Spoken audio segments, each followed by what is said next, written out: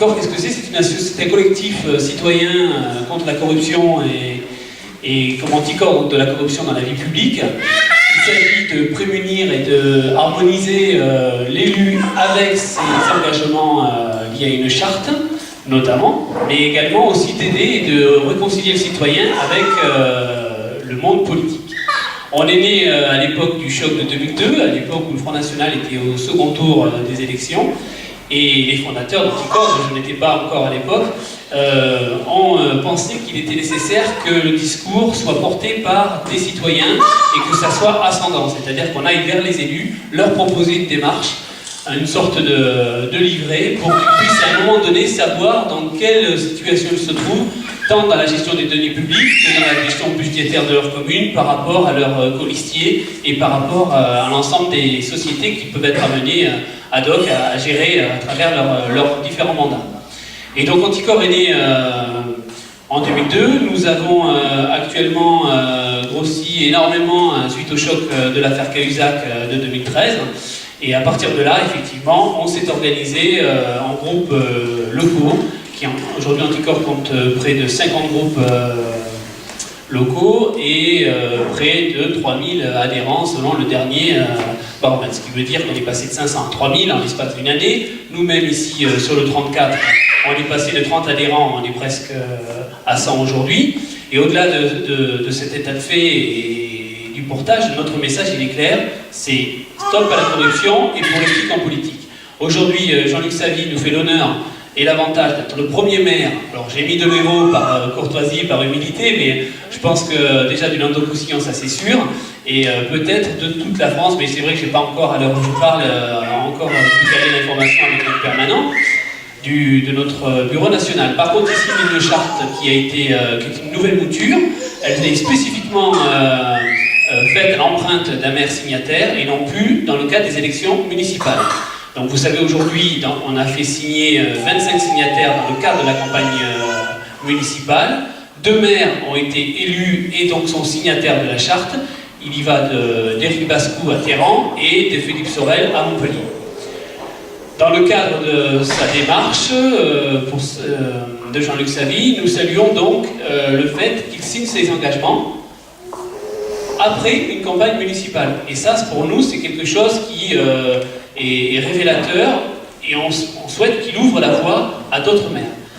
Aujourd'hui, effectivement, suite à l'initiative de maintenant le 3e maire de Juvignac, il y a aussi le 2e maire signataire par ordre d'arrivée en signature de charte, donc qui est Philippe Sorel. Il a demandé que dans le cadre de l'agglomération de Montpellier, de sa présidence, l'ensemble des 15 vice-présidents, dont la plupart sont maires, signent la charte Anticorps. Donc ça veut dire qu'aujourd'hui, la mouture que je fais signer à M. Savy contient un avenant pour l'intercommunalité, qui n'était pas le cas jusqu'à présent. Et donc ça ouvre la voie effectivement à l'adhésion, à la fois le conseiller communautaire, mais aussi à l'adhésion de maire, sur tous les engagements de la charte. Alors qu'est-ce que contient cette charte? Pour ceux qui ne la connaissent pas, donc pour ceux qui ne la connaissent pas, qui voudraient, je vais vous faire un petit topo assez succinct, mais pour ceux qui veulent se l'approprier, vous allez sur le site, si vous êtes connecté à Internet, vous tapez Anticorps charte municipale et vous arriverez sur le site national et vous pourrez la télécharger pour la consulter aisément. Donc qu'est-ce que contient cette charte? Ce qui fait les fondamentaux de notre démocratie, le non-cumul du mandat. On arrête l'élection au pouvoir. On a un cumul et un seul avec une fonction exécutive, à l'exception de l'intercommunalité, puisque comme vous le savez, par rapport au niveau de modalité de scrutin de 2014, il y a eu des listes séparées et qui étaient liées. Vous ne pouvez pas être conseiller communautaire sans être également conseiller municipal. Donc, nous avons noté cela. Mais on va bien au-delà du cumul des mandats qui a été voté par la loi, par les parlementaires durant cet été. Effectivement, cette loi votée par les parlementaires, elle s'arrête uniquement à un mandat national par rapport à un mandat local. Exemple, on a eu des exemples pendant cette campagne municipale. Si vous êtes vice-président d'un conseil général, par exemple, et que vous voulez signer la charte, non, vous cumulez 2 fonctions exécutives, donc ça ne vous est pas octroyé. On souhaite que dans la fonction exécutive, avec les responsabilités que cela implique, l'ensemble des élus puissent être des élus à plein temps. Voilà. Donc, Deuxième point, c'est la bonne pratique de gestion. Mais qu'est-ce qu'on entend par la bonne pratique de gestion? Vous-même, vous êtes électeur, vous mettez un bulletin de vote, vous votez pour une liste, un tête de liste certes, mais aussi vous votez pour une équipe. Et nous, ce que l'on souhaite, c'est que l'équipe, elle soit compétente.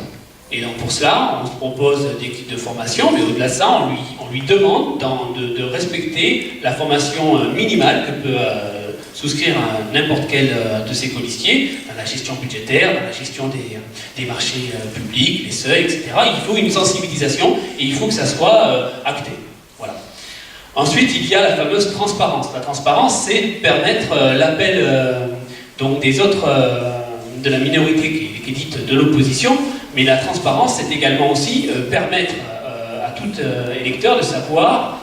Alors, la transparence, c'est pas l'exhibitionnisme du parti point de l'élu. Ça ne veut juste pouvoir identifier que l'élu possède tel patrimoine, lambda, après c'est son patrimoine privé, etc. Et ensuite, à la sortie du mandat, essayer de veiller à ce qu'il n'y ait pas eu enrichissement particulier lié à sa fonction qui pourrait dénoter tout risque de glissement. Ensuite, la reconnaissance de l'opposition nous tient beaucoup à Anticor. Pourquoi? Parce que nous-mêmes, on fait partie de ces nombreuses associations, collectifs, citoyens, etc., qui appellent à ce qu'un jour, pourquoi pas, d'autres signataires sont peut-être dans l'opposition aujourd'hui dans d'autres communes, pouvoir avoir accès en toute transparence, le mot est à la mode, à l'ensemble des décisions faites et prises par la communauté. La participation citoyenne, on l'a appelée, vous n'y êtes pas soumis, puisque une bonne partie concerne les communes de plus de 10 000 habitants. Par contre, vous aurez à mettre en place une commission éthique. C'est quand même non négligeable. Une commission éthique, ça permet, le maire s'entoure, via un règlement intérieur, d'associations représentatives qui, elles-mêmes, pourront avoir une vue sur l'activité municipale. En fait, la publicité, c'est l'avant-dernier engagement, la publicité des informations, c'est au-delà du fait qu'on demande que toutes les informations liées au budget, à l'attribution des marchés, enfin toutes les recommandations de la commission administrative des documents administratifs, c'est une commission qui permet, liée à la loi sur l'informatique et la liberté, qui permet à tout citoyen d'avoir accès à un document public. Et bien souvent, quand vous êtes citoyen, que ce soit au niveau de l'urbanisme, que ce soit au niveau d'éléments beaucoup plus poussés, que si vous êtes entrepreneur, vous pouvez avoir accès à la mutualisation des marchés, enfin, à la liste des attributions de marché, et bien là, effectivement, parfois, il existait certaines réticences. Et bien on souhaite que toutes ces réticences, ces petits blocages, ces durées non justifiées puissent être débloquées et que le maire s'engage à mettre en place une base de connaissances. Alors après, on pourra définir les modalités qu'elle pourra prendre. Ça pourra être en termes de réactivité, répondre aux citoyens qui effectivement on a accusé réception de sa demande et qu'on lui fournira tel ou tel document. Parce que derrière, effectivement, il y a des engagements que nous l'on propose, mais on veut aussi, on est face à des principes de réalité. À un moment donné, quand vous êtes dans une commune moyenne, vous n'avez pas foncièrement les effectifs pour pouvoir répondre. Le tout, c'est qu'il y ait de l'empathie envers le citoyen et que le blocage ne soit pas source de doute par rapport aux régularités des éléments qui sont demandés. Voilà.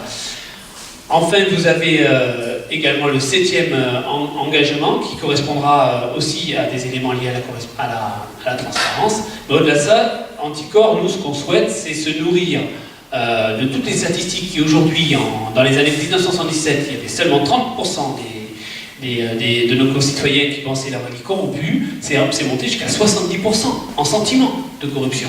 Donc ça veut dire qu'aujourd'hui, il y a quand même de la matière pour que nous, collectifs, citoyens, vous-même, si vous voulez nous rejoindre, il n'y a aucun souci, on puisse s'organiser pour essayer de changer ce climat qui, est, dans les faits, n'est pas justifié, mais qui, parce que certaines personnes se conduisent mal et entraînent derrière elles tout un collectif, il y a aussi le silence des élus en fonction, qui ne disant rien, ne voulant rien modifier, soutiennent les comportements des fautifs.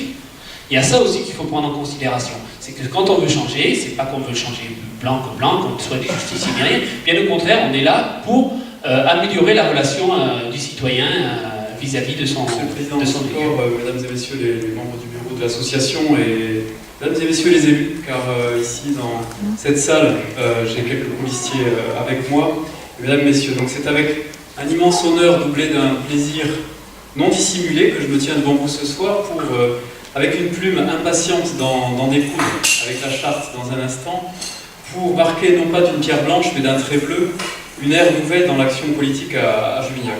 Pourquoi est-ce que je vais signer finalement cette charte de l'association Anticorps dans un instant et ainsi engager non seulement mon nom mais aussi celui des élus qui sont ici et qui sont absents, le personnel communal et l'ensemble des citoyens de la commune. Pourquoi signer une charte en 2014 et plus précisément celle proposée par Anticorps, parce que vous n'êtes pas les seuls, encore peu, quasiment sur le territoire national, et quel sens cela prend-il finalement pour nous? Il y a plusieurs réponses, et la première est que nous avons besoin, élus comme citoyens, et vous l'avez dit, d'éthique, de transparence et de partage de l'information. Je crois que ces termes-là, ils vont revenir, parce que cette charte nous donne les outils pour atteindre cet idéal démocratique à partir de ces trois principes. Les 20 ou 30 dernières années ont montré à quel point les Français, dont je fais partie, se méfient, et vous l'avez dit, de la classe politique. Pour des raisons parfois subjectives et surmédiatisées, certes, mais le plus souvent objectives. On a pu le constater avec l'affaire Cahuzac et d'autres précédemment.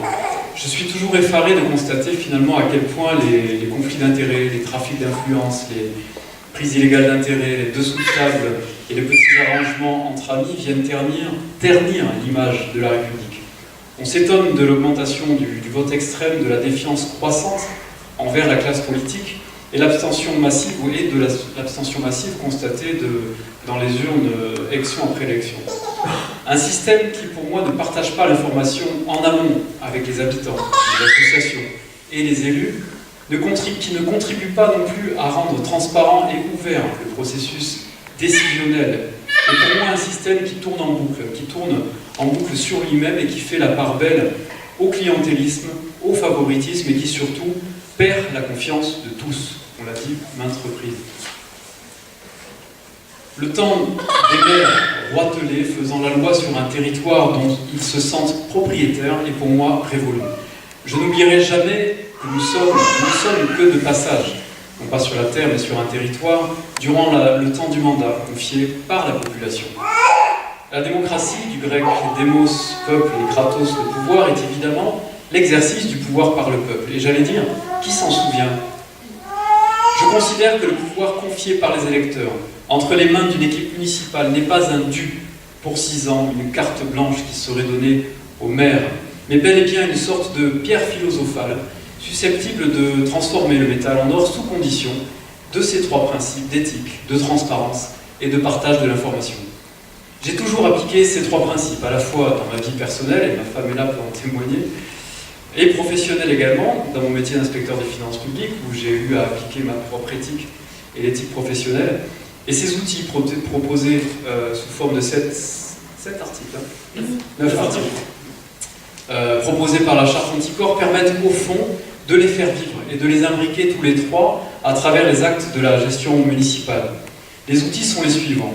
Pour résumer, faire pleinement participer les citoyens et l'opposition non extrême au processus de décision et de contrôle, mais aussi faire la publicité des actes de gestion via le site internet de la municipalité et enfin créer des commissions ad hoc de contrôle indépendants du pouvoir justement.